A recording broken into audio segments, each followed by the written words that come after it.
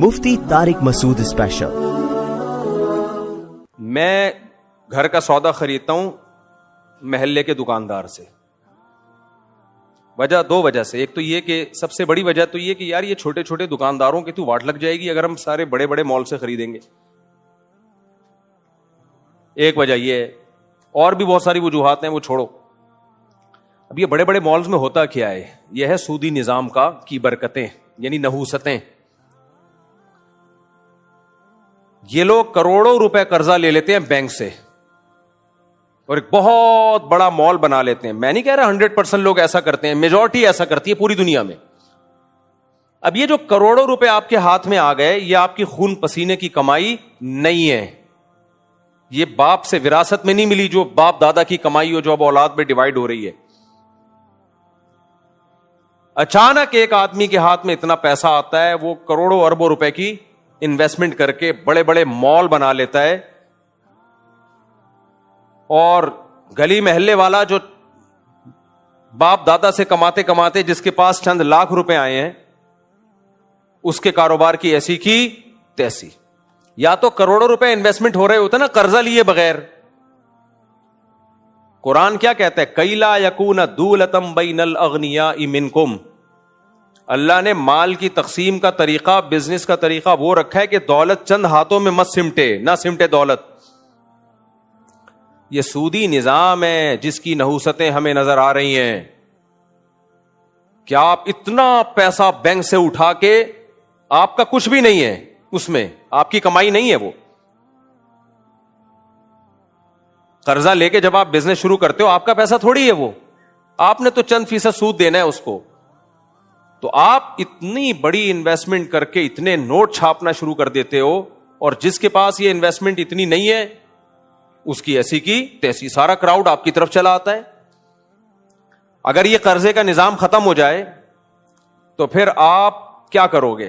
جتنے پیسے جیب میں ہوں گے اس سے مال بناؤ گے، جو کہ اتنا بڑا بنانا آپ کے لیے ممکن بولو نہیں۔ پھر ایک محلے میں 20 دکانیں ہوں گی، اب وہ 20 دکانیں ختم ہو کر ایک ہی آدمی کے ہاتھ میں بڑے بڑے مال آ گئے ہیں، اسی کی برانچز پوری دنیا میں کھل رہی ہوتی ہیں، سارا پیسہ سمٹ کے چند ہاتھوں میں آنا شروع ہو جاتا ہے۔ یہ کسان لوگوں کے ساتھ کیا ہوتا ہے؟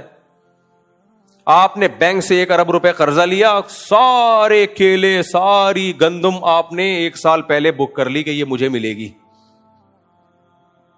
اب ساری پیداوار چند ہاتھوں میں آ رہی ہے، جنہوں نے کیلے کی تجارت پہ، آم کی تجارت پہ، گندم کی تجارت پہ قبضہ کیا ہوا ہے۔ اسلام ان کی بدماشیاں کرنے نہیں دیتا، کیونکہ اسلام کس کا دین ہے؟ اللہ کا دین ہے نا۔ تو اللہ نے اس وجہ سے سود کو حرام قرار دیا۔ خیر یہ ایک بڑا لمبا چوڑا ٹاپک ہے، آپ خریدیں مال سے، شاپنگ ناجائز نہیں ہے، لیکن یہ جو بڑے بڑے مال بن گئے نا، اتنے اربوں روپے کی سرمایہ کاری کر کے، یہ اربوں روپے اکثر لوگوں کے پاس یہ پیسہ سود کا ہوتا ہے۔ اگر سود اللیگل ہو جائے، سودی بینکاری ختم ہو جائے تو پیسے کی سرکولیشن نیچرل ہوگی، پھر اتنے بھاری بھرکم قرضے کوئی کسی کو دے گا نہیں۔ آپ کہہ سکتے ہو بھائی دے گا اور پروفٹ میں شرکت کی بیس پہ دے گا، بات یہ ہے کہ پروفٹ میں شرکت کی بیس پہ جب بینک پیسہ دے گا آپ کو تو یہ بھی تو خطرہ ہوگا کہ لاس ہو گیا تو لاس میں بھی بینک شریک، اس لیے وہ قرضوں کو محدود کرے گا، پھر نگرانی بھی کرے گا، تو اتنی زیادہ پیسے کی سرکولیشن ہوگی نہیں۔ خیر میں لمیٹڈ کی بات کر رہا تھا۔ دیکھو گورے نے ہمارے ساتھ کیا مذاق کیا ہے، یہودی نے ہمارے ساتھ کمپنیوں کو لمیٹڈ کر دیا۔ اب انشورنس کمپنیاں بھی لمیٹڈ ہوتی ہیں، میں سادہ دیسی زبان میں سمجھاتا ہوں آپ کو، جبکہ اسلام میں یہ لمیٹڈ کا تصور نہیں ہے۔ اب میں آپ کو سادہ زبان میں سمجھاتا ہوں۔ فرض کرو میں ایک کمپنی ہوں، سمجھ میں آ رہا ہے؟ میں کیا ہوں؟ ایک کمپنی۔ مجھے بیٹھے بیٹھے نوٹ چھاپنے کا خیال پیدا ہو گیا۔ اسلام کہتے ہیں ریڈی لگاؤ، ٹماٹر بیچو، تجارت کرو، احل اللہ البیع وحرم الربا، خرید و فروخت کو اللہ نے حلال قرار دیا ہے، سود کو اور جوئے کو اللہ نے حرام کر دیا۔ مشرکین جب جوا کھیلتے تھے نا تو اس میں غریبوں کو دیتے تھے، اسلام نے اس جوے کو حرام قرار دیا کہ غریبوں کو دینا ہے، حلال ذریعے سے تجارت سے پیسہ کماؤ اور غریبوں کو دو۔ جوا جیت کے غریبوں کو دو گے اس میں جوے کا گناہ ملے گا، غریبوں کو صدقے کا ثواب نہیں ملے گا۔ اب دیکھو اسلام نے کیا کیا، جوے پہ پابندی لگا دی۔ اب یہودی آیا بیچ میں, اس نے بولا کہ یار میں بیٹھے بیٹھے نوٹ چھاپنا چاہتا ہوں, کیا کروں؟ میں بیٹھے بیٹھے نوٹ چھاپنا چاہتا ہوں, کیا کروں؟ تو میں نے کیا کیا, 10 بندے لیے, ان 10 بندوں کو بولا, میں انشورنس کو بالکل آسان زبان میں سمجھا رہا ہوں, دیسی سٹائل میں نے 10 بندوں کو بولا کہ آپ لوگ ہر مہینے مجھے 1 لاکھ روپے دے دیا کرو. فار ایگزامپل, اتنی بھاری قسط ہوتی نہیں, ایک مثال سے بات سمجھا رہا ہوں. تو میرے پاس مہینے میں کتنے آ گئے؟ 10 لاکھ. یہ ریڈی لگا کے آئے, پان گٹکے کی دکان کھول کے آئے ہیں. پان گٹکے والے کو بھی کچھ محنت کرنی پڑتی ہے کتھا چونا لگانے کے لیے. یہ آ گئے فری پھوکٹ کے 10 لاکھ. آپ مجھے کیوں دیں گے؟ میں آپ کو کہوں گا دیکھو اس 1 لاکھ کے بدلے میں آپ انشورڈ ہو جاؤ گے, آپ سیو ہو جاؤ گے, آپ محفوظ ہو جاؤ گے. منجن یہاں سے اسٹارٹ. اصل میں یہ محفوظ نہیں ہو رہے, محفوظ میں ہو رہا ہوں جو بیٹھے بیٹھے ہر مہینے 10 لاکھ روپے جمع کر رہا ہوں 10 آدمیوں سے.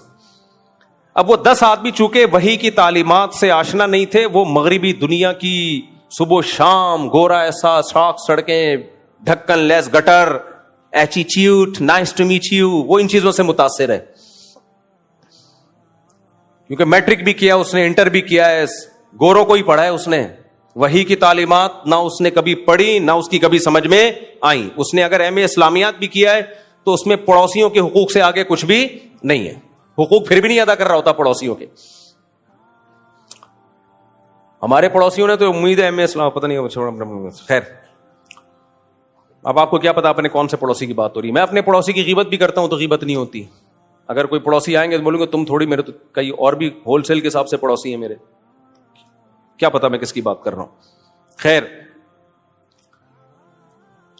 تو اب کیا کیا ہم نے, میں نے 10 آدمیوں سے 1 لاکھ روپے جمع کر لیے. میں بیٹھے بیٹھے کتنے ہو گئے؟ 10 لاکھ. وہ دیں گے کیوں؟ میں کہوں گا بھائی دیکھو, اگر تمہاری ٹانگ ٹوٹی تو تم انشورڈ ہو. ٹانگ جوڑنا کس کی ذمہ داری ہے؟ بولو, میری. پہلے میں نے چیک کر لیا کہ اس کی ٹانگ واجبل ٹوٹی تو نہیں ہے, واجب الٹوٹ تو نہیں ہے, ایسی تو نہیں ہے کہ کبھی ٹوٹ سکتی ہے.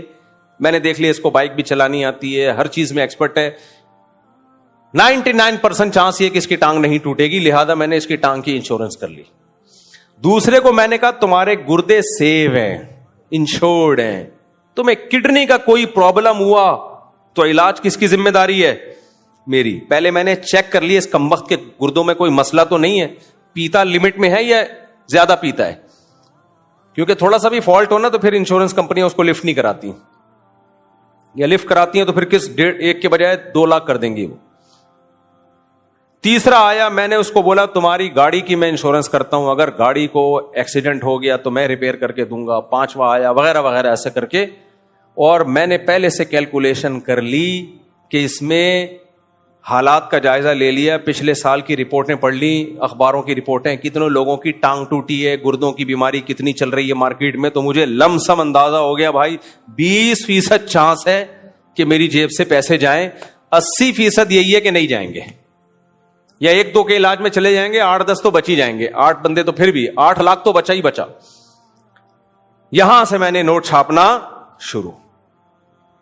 اب چونکہ اسلام ان بدماشیوں کو نہیں مانتا, یہ بدماشی بھی کرتے ہیں, اور کمال کی بات یہ اس پہ لیبل لگاتے ہیں کہ یہ انسانیت کی خدمت ہے, ہم آپ کو سیکیور کر رہے ہیں. ارے بھائی تم ان کو سیکیور نہیں کر رہے, یہ کمپنی اپنے آپ کو سیکیور کر رہی ہیں. اور ایک خاندانی بدماشی پتہ میں نے کیا کی, بہترین قسم کی. میں نے کہا یہ میں معاملہ نہیں کر رہا, میں تو شخص ہوں نا, یہ کمپنی کر رہی ہے معاملہ جس کا میں اونر ہوں, یا 4-5 آدمی اونر ہیں اس کے, شیئر ہولڈر ہیں, ہم تو کر ہی نہیں رہے. لہذا اب اصولی طور پر میں جب آپ کو سیکیور کرتا ہوں کہ آپ کی ٹانگ ٹوٹ گئی تو میں علاج کراؤں گا, اس کے بدلے میں آپ مجھے ہر مہینے 1 لاکھ روپے دے رہے ہو, تو اگر آپ کی ٹانگ پہ 15 لاکھ کا خرچہ آیا تو میری ذمہ داری ہے یا نہیں ہے, جو معاہدہ ہوا تھا اس کی روح سے, کہ میں آپ کا علاج کراؤں. تو میں نے اپنے آپ کو سیو یہ کیا کہ یہ کمپنی لمیٹڈ ہے. کیا مطلب؟ کمپنی کے پاس پیسہ ہوا تو تیری ٹانگ کا علاج کرائے گی, نہیں ہوا تو پتلی گلی سے نکل. یہ ہے حرام خوری جو کافر تمہارے ساتھ اور कुफरियत ताकतें तुम्हारे साथ कर रही हैं, और तुम 3 पीस सूट और टाई लगा के जा रहे होते हो, इंश्योरेंस कंपनियों को प्रमोट कर रहे होते हो, बोलते हैं मौलवी लोगों को तो बस हराम कहना आता है, इंश्योरेंस हराम, ये हराम, वो हराम। मौलवी इसलिए कहता है, इससे मौलवी को कोई लड्डू खाने को नहीं मिलते। मौलवी इसलिए हराम कहता है कि मौलवी को अल्लाह ने पाबंद किया है कि सोसाइटी में कुछ गलत हो रहा हो तो इस्लाम के कुछ उसूल हैं, उन उसूलों को तुमने लोगों के सामने बयान करना है, मनवाना तुम्हारा काम नहीं है, तुम्हारा काम बयान करना है, छोड़ दो